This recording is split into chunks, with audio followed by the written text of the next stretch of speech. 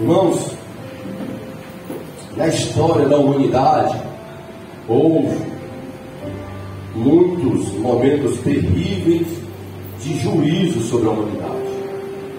E nós podemos citar alguns que a Bíblia registra, por exemplo, em Gênesis, capítulo 7, aonde veio um dilúvio, e o texto diz sobre toda a terra. O dilúvio, ele não foi regional, o dilúvio foi universal, porque a expressão que a Bíblia usa é essa: veio sobre toda a terra. E esse dilúvio, o motivo desse juízo que estava acontecendo na terra e outros que aconteceriam, era a rebelião do ser humano para com o Criador, a indiferença, a desobediência. E naquela oportunidade nós sabemos que aquele juízo veio e Deus preservou o homem e a sua família pelo fato do mesmo não praticar as mesmas coisas que as pessoas do mundo praticavam. E vocês sabem da história de Noé. Então a Bíblia vai falar sobre o juízo que veio sobre a humanidade, que trouxe muito sofrimento, muita morte, muita dor. Só que a Bíblia, no mesmo livro, no primeiro livro das Escrituras, no livro de Gênesis, vai contar também vai narrar outro momento, que veio um juízo da parte de Deus sobre duas cidades. E esse juízo, ele não veio da mesma forma que veio para toda a humanidade, para Sodoma e Gomorra. A Bíblia fala que foi diferente. O versículo 24 diz que o Senhor fez chover enxofre e fogo, destruindo aquelas duas cidades. Imagine, pense comigo, duas cidades inteiras foram destruídas com enxofre e fogo que vinha do céu. Deus enviou um juízo para aquela cidade, para as pessoas que habitavam lá, por conta da indiferença para com ele, da rebelião para com ele. Preste bem atenção que nós vamos ver que em algumas situações os pecados podem ser até diferentes, mas em contrapartida são todos de rebelião contra o Criador e contra o Deus que nós cremos. Mas a Bíblia vai falar, irmãos, não só desses dois acontecimentos. No livro de Êxodo vai falar de outro juízo que Deus enviou, e para uma nação inteira, agora não para duas cidades. E a Bíblia vai falar sobre um juízo que Deus enviou no capítulo de número 7 de Êxodo. E aquela nação sofreu uma devastação terrível. Deus enviou 10 pragas para a nação do Egito. E a nação, as pessoas sofreram, padeceram grandemente.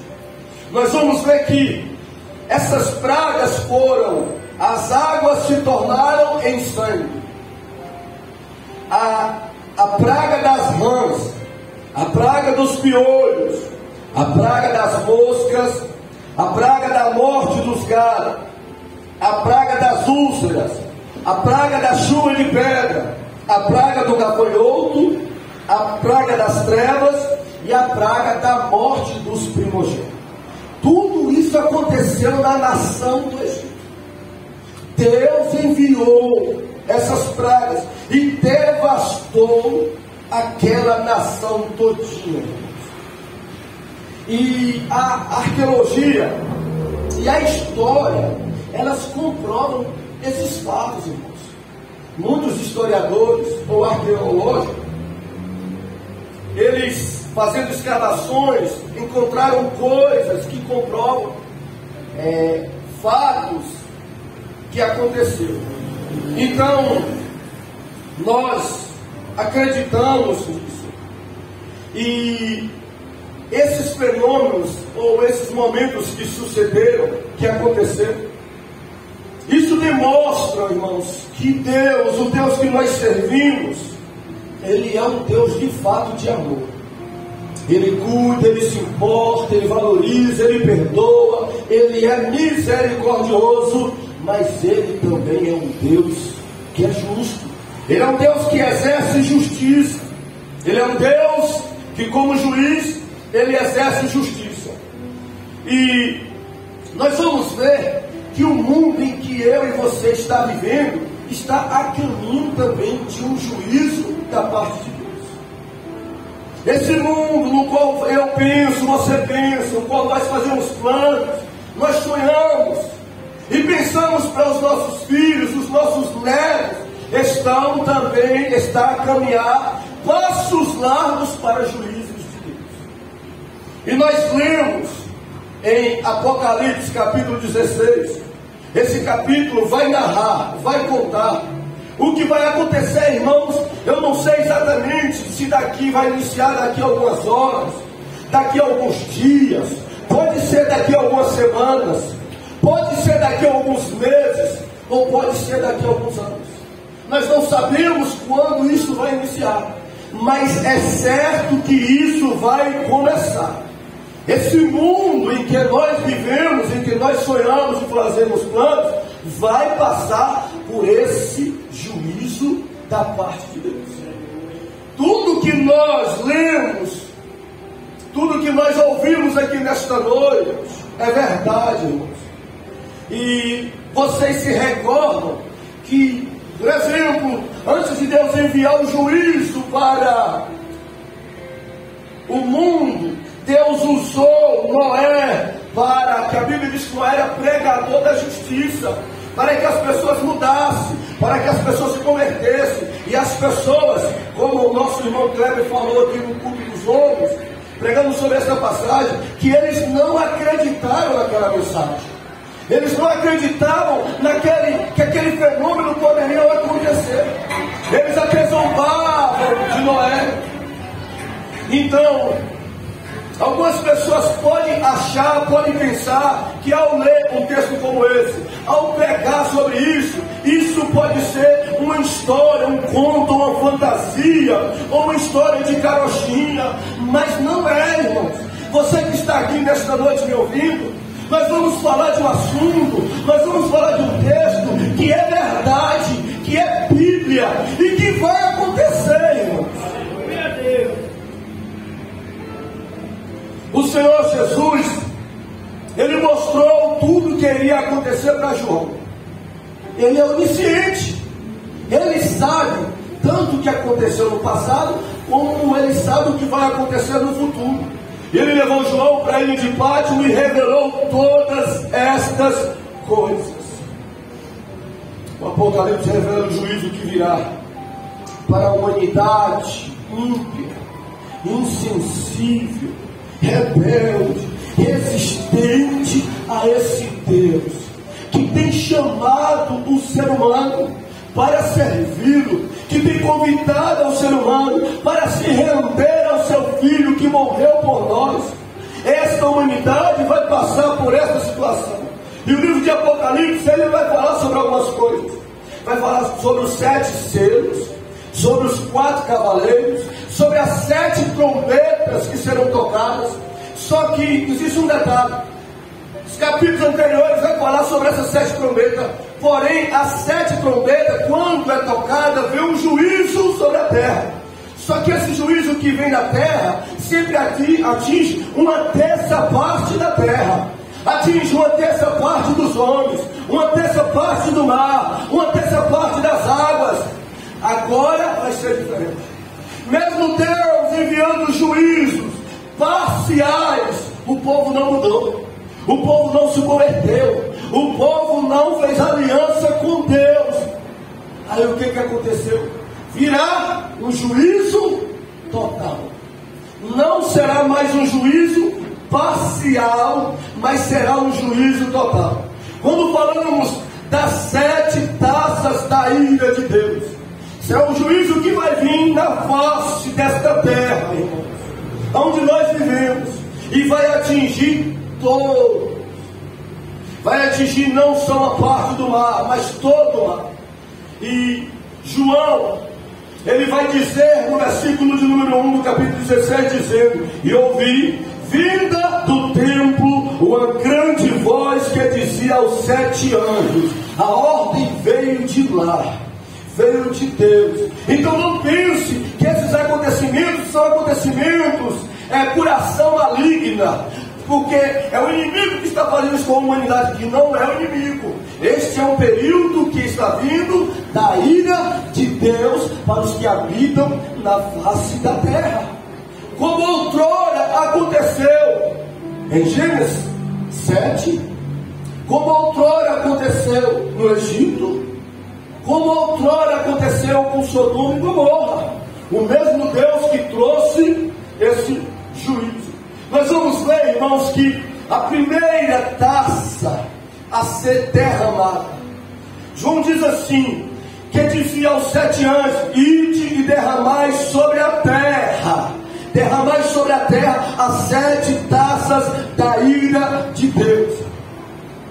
Deus deu ordem aos anjos a derramarem essas taças, e cada anjo que derramava essas taças na terra, vinha um juízo na face da terra, sobre os habitantes da terra. E a primeira qual foi? O versículo 2 diz assim: e foi o primeiro e derramou a sua taça sobre a terra, e fez uma chaga má e maligna nos homens que tinham o sinal da besta e adoravam, melhor dizendo, a sua imagem. A primeira taça vai falar que quando o anjo derramou esta taça, os habitantes da terra passaram a receber chagas, e chagas malignas. Nós vamos ver que essa palavra chagas, ela significa úlceras, feridas abertas, lesões. As pessoas começaram a ter lesões nos seus corpos. As pessoas passaram a ter feridas que não cicatrizavam. As pessoas passaram a ter úlceras nos seus corpos, irmãos. E o texto fala que feridas malignas, essas feridas não poderão ser saradas, não poderão ser curadas. As pessoas procurarão os profissionais da medicina, irão buscar recursos medicinais, mas os mesmos não terão êxitos para a cura destas chagas. Essas chagas, irmãos, serão pior do que a lepra. Estas chagas serão pior do que o câncer. Estas chagas serão pior do que o bicho geográfico. Será terrível. E isso vai acontecer. O mesmo Deus que disse outrora: eu vou mandar chuva, e o povo dizia: não vai vir, porque não choveu até hoje. Essa conversa de Noé é historinha.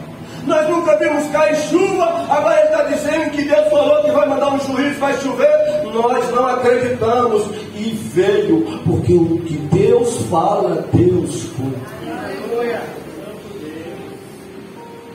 E o texto vai dizer que não teve só uma taça. A segunda taça, no versículo número 3, diz assim: e o segundo anjo derramou a sua taça, e o mar se tornou em sangue, como de um morto, e morreu o mar e toda a alma vivente. Como eu falei, que nos capítulos anteriores de Apocalipse fala que o anjo tocou a trombeta e uma terça parte do mar foi contaminada. Agora não. Agora o texto fala que todo o mar foi contaminado, como morto, e morreu toda a alma vivente. Tudo que existe no mar morreu, irmãos.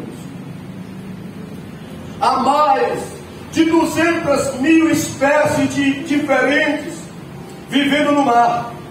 E ainda existem muitas outras que não foram descobertas, sabe? Mais de 200.000 espécies que vivem no mar. E todas essas espécies vão morrer. porque todo o mar vai se tornar em sangue. Alguém pode falar, mas isso é verdade, pastor? Só é olhar na história. Deus transformou a água do rio Nilo no Egito em sangue. Deus transformou o rio em sangue. Esse mesmo Deus que fez no passado com o rio, está dizendo, eu vou fazer isso com todo o mar que existe na face do planeta Terra. E com isso, irmãos, o que vai ser afetado? O mar todinho se transformando em sangue, o transporte aquático vai ser afetado, a alimentação vai ser afetada, doenças infecciosas, mau cheiro, será um caos e tribulação e grande desespero para todos que moram na face da terra. Imagina quem mora na beira da praia, essas cidades que tem praia, essas pessoas irão sofrer mais ainda. Serão afetadas muito com estas coisas.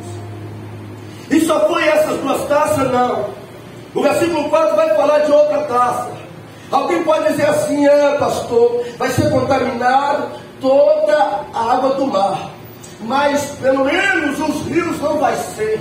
As águas potáveis não vai ser. É isso mesmo? Nós vamos ver o versículo de número 4. Que vem agora um terceiro anjo e vai derramar a sua taça. E o texto fala assim, e a sua taça nos rios e nas fontes das águas se tornaram em sangue.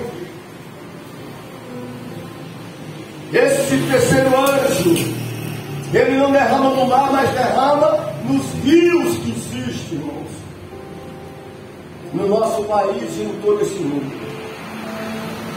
As águas serão contaminadas.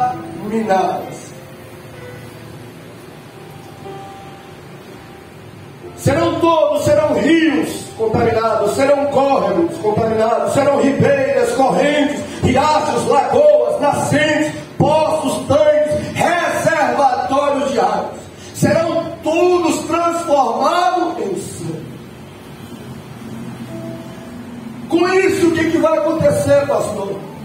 Muitas pessoas vão morrer, desidratadas, ressequidas, definhadas. Como tomar a água, como matar a sede com sangue, como tomar banho com sangue. Tudo vai estar, irmãos, contaminado ou transformado em água.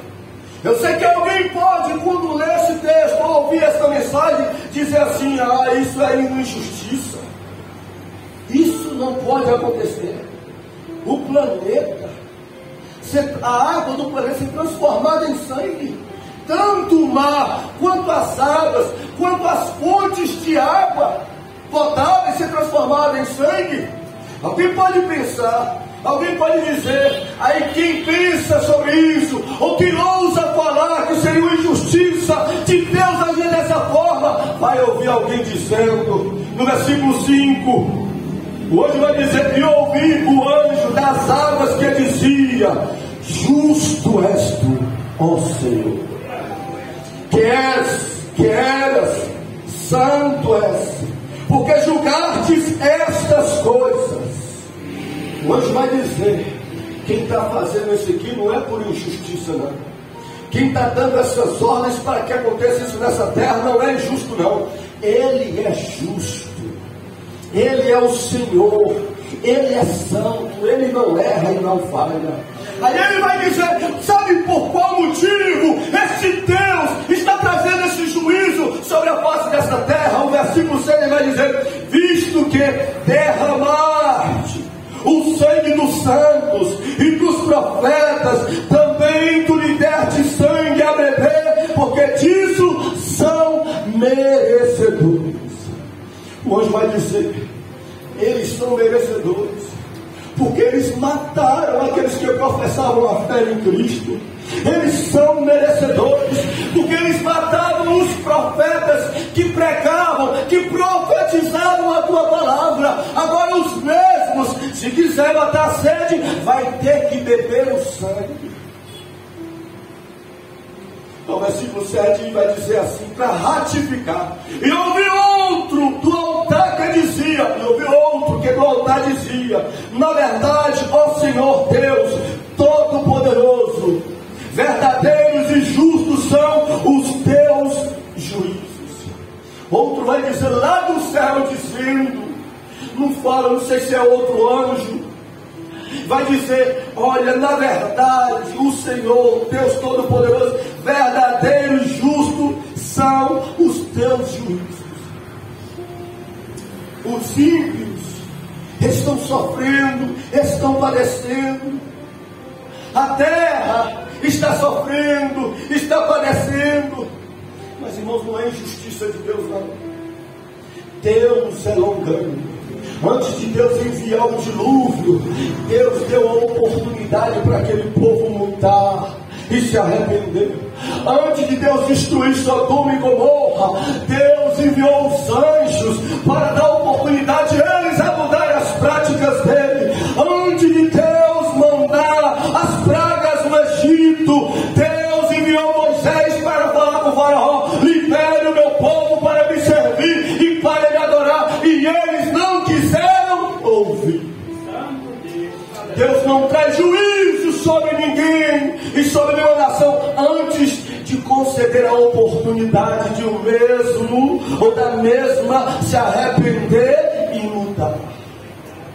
As outras nações foram assim, e agora este mundo está sofrendo, está padecendo, e Deus está aplicando a sua justiça. Salmo 89 diz que a base do trono de Deus é justiça e juízo. A base do trono de Deus é justiça e juízo. Mas acabou as taças, pastor? Não. O versículo número 8 vai falar sobre o quarto anjo. E o quarto anjo derramou a sua taça, e sobre o sol foi-lhe permitido que abrasasse os homens com fogo. Os homens foram abrasados com grandes calores e blasfemavam o nome de Deus, que tem poder sobre estas pragas, e não se arrependeram para lhe darem glória. Essa taça, irmãos, vai falar que o sol abrasasse os homens, ou queimasse os homens. Com isso, nós já estamos sofrendo com o calor que está tendo. Diz que a sensação térmica hoje aqui foi em torno de 40. Olha como é que está difícil, as pessoas estão passando mal. E quando chegar nesse período, o anjo vai derramar a taça e vai aumentar o grau, a temperatura do sol. E essa temperatura, irmãos, vai queimar os habitantes da face da terra, vai abrasar os mesmos. E as pessoas vão ter o que com isso, pastor? Insolação, problemas respiratórios, problemas de pressão, e muitas vão morrer por essas causas, por conta do calor. Vão ser queimadas. O juízo está vindo sobre a terra. E depois do quinto anjo tocar a taça, ele vai dizer assim,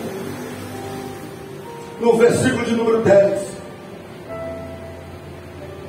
e o quinto anjo derramou a sua taça sobre o trono da besta, e o seu reino se fez tenebroso, e os homens morderam a língua de dor.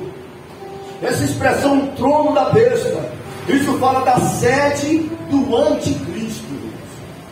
Sofrerá um apagão mundial, causando problema de administração sobre todo o mundo. Porque o que vai acontecer? Satanás vai entrar dentro de um homem, vai governar a vida deste homem.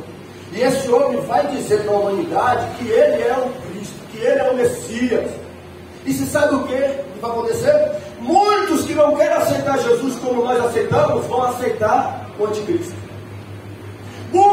não querem adorar Jesus como nós adoramos, vai adorar o anticristo. E esse anticristo vai comandar, irmãos, o mundo. Vai ser uma só moeda, vai ser um só governo e vai ser uma só religião. Ele vai comandar. E todos aqueles que recusarem a colocar o sinal dele, da besta, que será na testa ou na mão, ele vai matar, ele vai exterminar. Por isso, muitas pessoas vão morrer nesse período, de verdade. E por isso, muitas vão dizer, como Apocalipse, alguns capítulos anteriores, João diz que viu as almas pedindo a Deus justiça. Deus, queremos justiça, pelo sangue dos santos que foram derramados. Aí, parece que Deus não estava ouvindo eles, porque a resposta não chegou de imediato. Mas no capítulo 16 chegou a resposta de Deus. Eles vão ter que beber sangue. Vou transformar o mar e as águas em sangue, por conta da injustiça que eles cometiam em matar aqueles que me servem, por negar o anticristo. Então, irmãos, esta quinta trombeta vai falar sobre isso.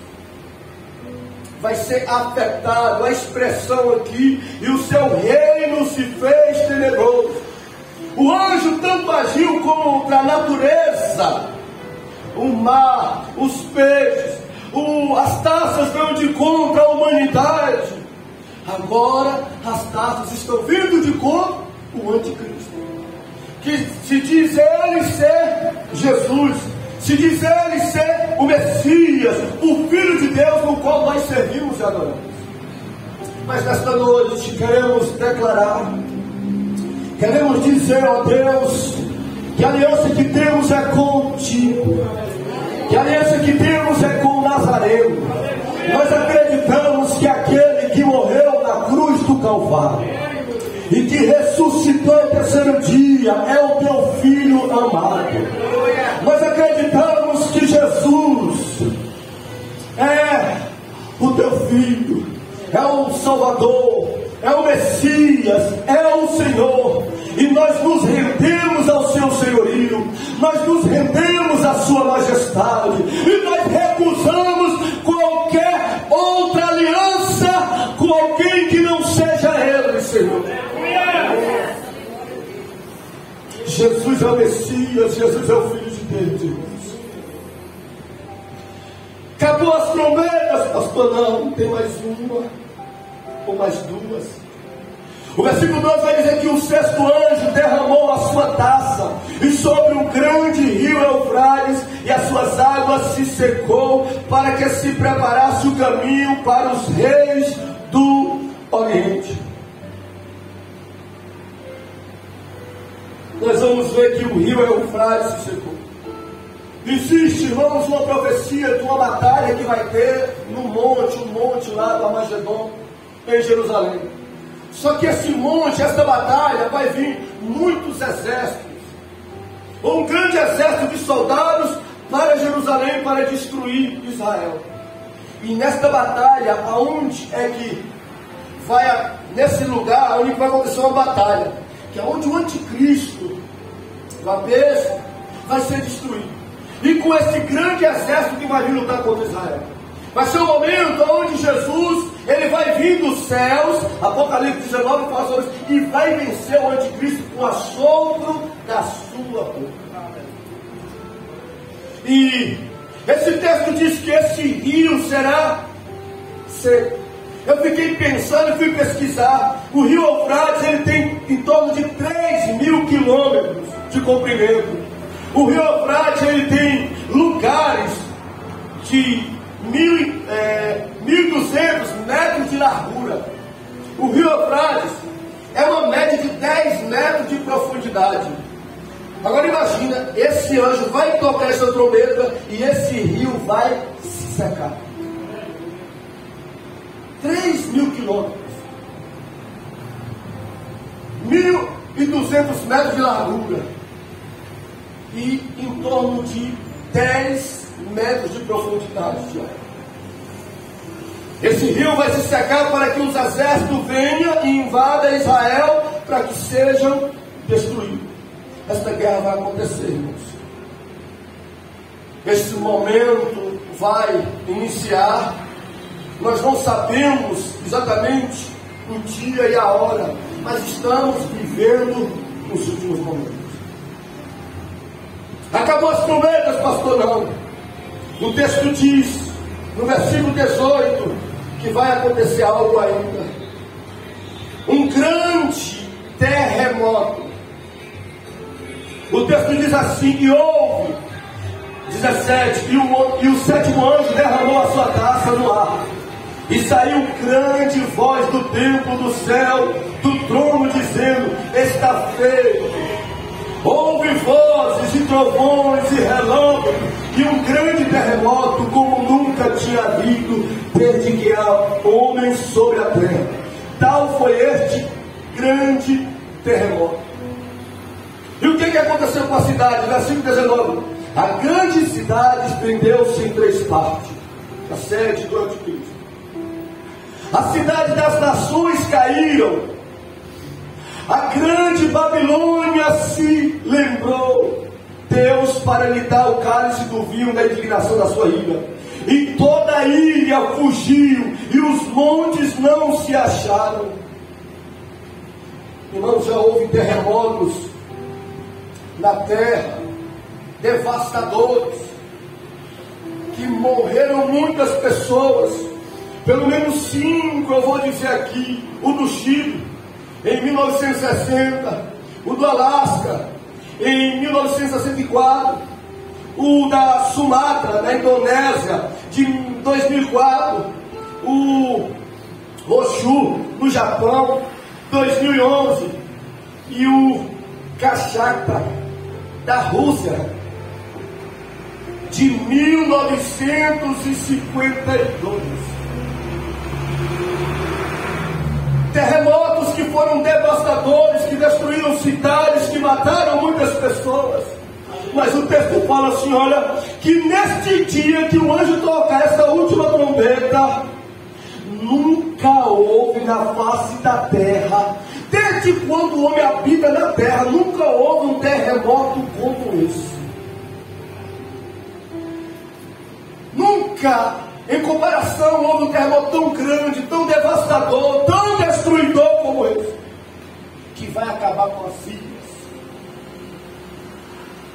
E eu fico a pensar, irmãos, está nas Escrituras, está no livro sagrado, o livro de Apocalipse. E Deus mostrou a João, seu servo, seu discípulo. João, escreve aí, João. Eu vou revelar para você, eu vou mostrar para você o que vai acontecer no tempo futuro. Registre. E está escrito, irmãos, para que venhamos aprender, para que venhamos saber, para que venhamos ter noção do que vai acontecer nos dias por frente. Eu, ao ler, ao meditar e ao trazer esta mensagem, eu não tenho por intenção deixar ninguém assustado, ninguém apavorado, mas de revelar, de trazer que isso vai acontecer. E nós podemos aprender algumas coisas, irmãos, com tudo isso. Porque algumas pessoas acham, irmãos, que ser cristão é difícil. Muitas pessoas estão abrindo mão da sua fé por passar por algumas dificuldades. Seja financeira, seja perseguição, ou seja qualquer tipo de problema. Abre mão da sua fé. Aí eu fico a pensar, será que essas mesmas estão cientes disso? Será que essas mesas vão abrir mão de Deus, da fé em Jesus, por conta de coisas? Eu sei que depende muito da ocasião de cada um, da situação de cada um. Alguns passam situações mais difíceis que outros, mas eu vou dizer a verdade, não existe para nós cristãos como opção negar a nossa fé, abrir mão do nosso Salvador, porque Ele é o único que pode nos livrar de todo esse perigo. Eu vou repetir, Jesus é o único que pode nos livrar de todo esse sofrimento que vai vir na face da terra. João, ele nos mostrou, ele relatou, vai acontecer isso aqui, em todos os países, em todo este mundo. Mas e nós, João? E nós que não matamos cristãos? E nós que não negamos a nossa fé? E nós, João, que servimos a Deus, que sofremos pela nossa fé e por amor a Ele? E nós, João, que nos esforçamos para obedecer a palavra dEle, que negamos o nosso eu todo dia? João e outros vai dizer como Paulo, que para esses tem livramento de Deus. Romanos capítulo 5, versículo 9. Eu acredito que a igreja, eu sou um pregador pré-tribulacionista. Eu não acredito que a igreja passará pela tribulação. E por que o senhor não crê, pastor? Eu vou explicar agora. Romanos capítulo 5, versículo 9 diz assim: logo, Paulo vai dizer, muito mais agora, sendo justificados pelo seu sangue, seremos por ele salvo da ira. Esse período da tribulação é conhecido como o período da ira de Deus. Apocalipse 6,17 diz assim: ó, é chegado a ira do Cordeiro sobre os que habitam na face da terra. O texto é claro, quem está irado aqui é o Cordeiro. Eu irou com quem? Com os que habitam na terra. É um período que vai ser por quê? Porque os habitantes da terra rejeitou aquele que foi para o Calvário, aquele que foi tanto humilhado, aquele que sofreu tanto pelos pecados dele, e abraçou, e aceitou, e valorizou o anticristo. Mas Paulo diz assim: logo, muito mais agora, sendo justificados pelo seu sangue, seremos por ele salvos da ira. A tribulação é um período conhecido como a ira de Deus. E esse texto vai nos mostrar que Jesus, que quem crê em Jesus, quem está em Jesus, quem segue Ele, quem professa a fé nele, o texto vai dizer, será justificado por Ele, será salvo da ira dele.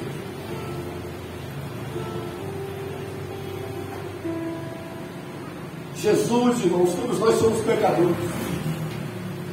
Mas quando nós confessamos a Jesus, Jesus nos torna justo. O sangue de Jesus nos torna justo. E essa justiça vai nos isentar de passar por todo esse sofrimento que vai vir na face da terra. Aí eu te pergunto, não vale a pena permanecer em Cristo? Não vale a pena honrar esse Jesus que morreu por nós? 1 Tessalonicenses, outro texto vai dizer assim, olha... Porque alguém pode perguntar, tá bom, pastor, a tribulação vai iniciar a qualquer momento na terra. Tribulação e grande tribulação. E o Senhor está falando que nós não vamos ficar aqui, que a igreja não vai ficar aqui. E quem é que vai nos livrar? E quem é que nós devemos esperar nos tirar desta terra? 1 Tessalonicenses 1,10, Paulo vai dizer, e esperar dos céus a seu Filho, a quem ressuscitou dos mortos, a saber, Jesus, que nos livra da ira futura. Paulo dizendo, esse versículo fala que ele morreu. É verdade, ele morreu, mas ele ressuscitou, ele está vivo para voltar para buscar o seu povo. E Paulo diz assim, a esperar o seu Filho dos céus. Ele virá dos céus para buscar a sua igreja. Ele virá dos céus para buscar o seu povo, que ele não permitirá ser governado pelo anticristo. Ele vai permitir ser governado pelo anticristo quem? Quem rejeitou ele, quem desprezou a ele, quem não creu nele, quem rejeitou a sua palavra, mas quem serve, mas quem adora, mas quem ama Jesus. Jesus voltará para nos buscar para o céu. Apocalipse 3,10, o Senhor vai falar uma promessa para a igreja de Filadélfia, que abrange a todos que amam a palavra dele. Ele vai falar assim, olha como guardaste, porque guardar não é fácil. Ele diz, como guardaste a palavra da minha paciência, também eu te guardarei da hora da tentação que há de vir sobre todo mundo. A tribulação, e a grande tribulação vai ser um evento não regional. mas universal, vai ser em todo mundo. Tem países que estão sofrendo, cristãos estão sofrendo, alguns países aí estão sendo mortos, mas são perseguições localizadas em alguns países, mas não no mundo todo. O Senhor Jesus falou em Apocalipse 3,10 de guardarei vocês da hora da tentação que há de vir sobre todo o mundo, que é o período da grande tribulação. E o interessante desse texto é que ele fala assim, ó, guardarei vocês da hora da tentação. E ele não diz guardarei vocês na hora da tentação. Ele estava dizendo, eu vou tirar vocês lá. Quem vai estar aí, quem vai passar, são os que me rejeitaram, são os judeus que me desprezaram, sim, mas o meu povo não, a minha noiva não, eu vou buscar para estar comigo.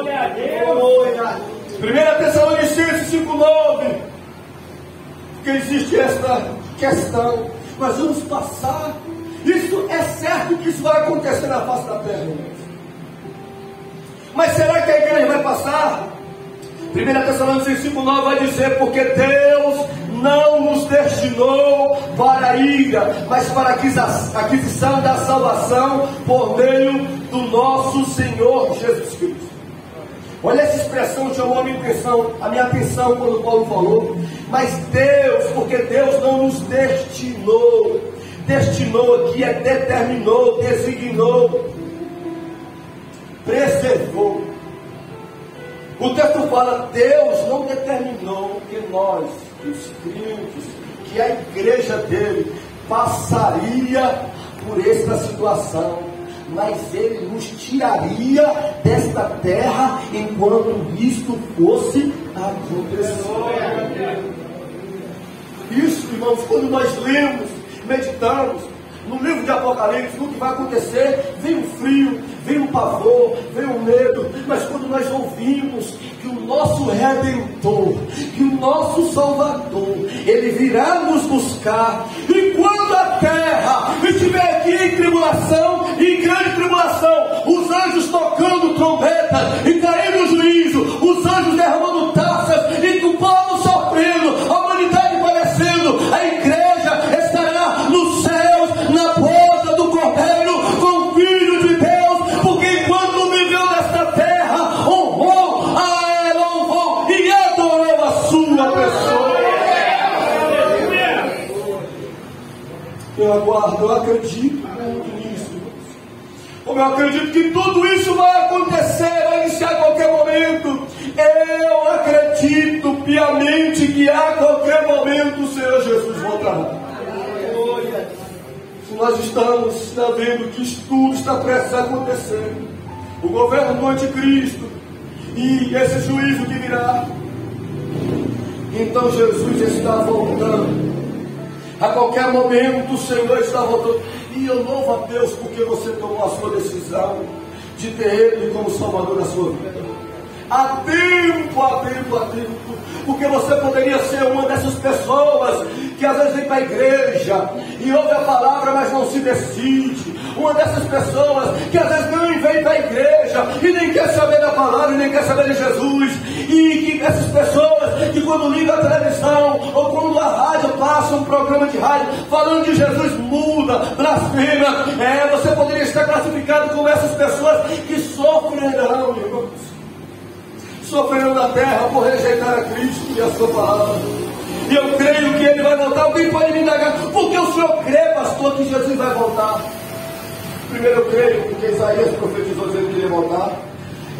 Zacarias profetizou que ele iria voltar. Muitos profetas do Velho Testamento profetizou que ele iria voltar, e eu acredito nisso. Porque o senhor crê que Jesus vai voltar? Porque o apóstolo Pedro, segunda carta de Pedro, capítulo 3, ele diz que Jesus vai voltar.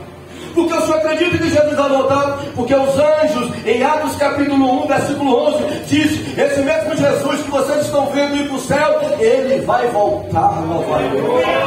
Porque o senhor acredita que Jesus vai voltar? Porque em 1 Tessalonicenses 4,17, Paulo diz que ele vai voltar e vai arrebatar a sua igreja.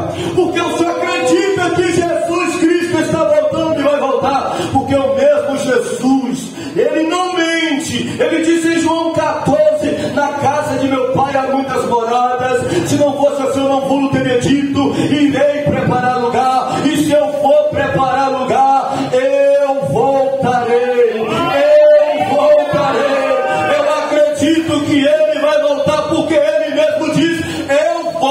no céu, mas eu voltarei dos céus para arrebatar a minha igreja.